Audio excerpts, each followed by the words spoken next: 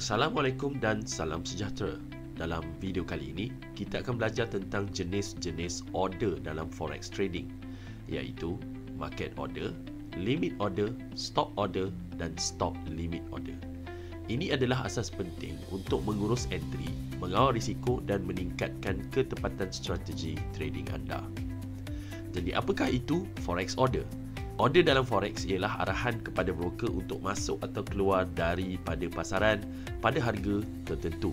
Setiap jenis order mempunyai fungsi yang berbeza dan pemahaman yang betul membantu trader mengelakkan daripada entry terburu-buru, slippage dan kesilapan teknikal.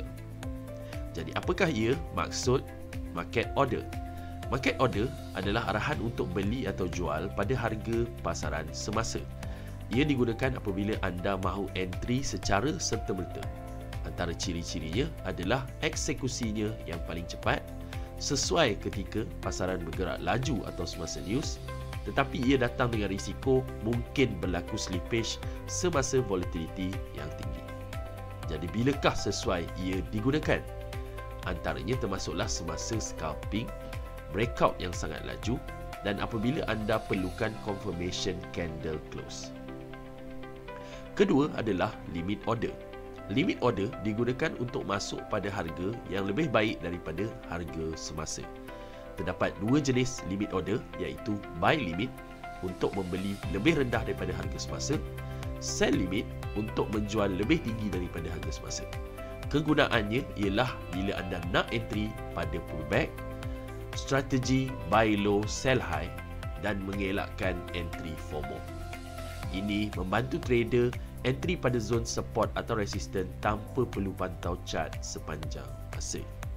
Seterusnya adalah stop order.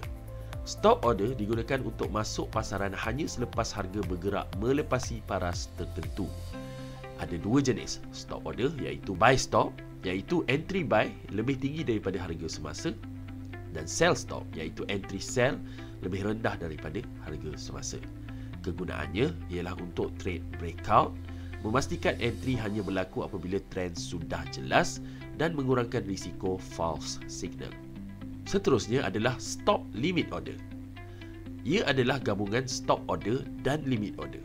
Bermaksud, order hanya aktif apabila harga menyentuh paras stop, tetapi diisi sebagai limit order pada paras yang anda tentukan.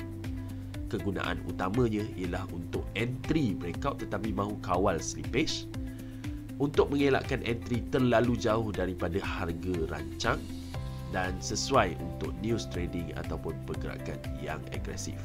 Secara ringkasnya, market order adalah entry segera, limit order adalah entry pada harga yang lebih baik, stop order pula adalah entry selepas breakout dan stop limit order adalah breakout plus kawalan slippage.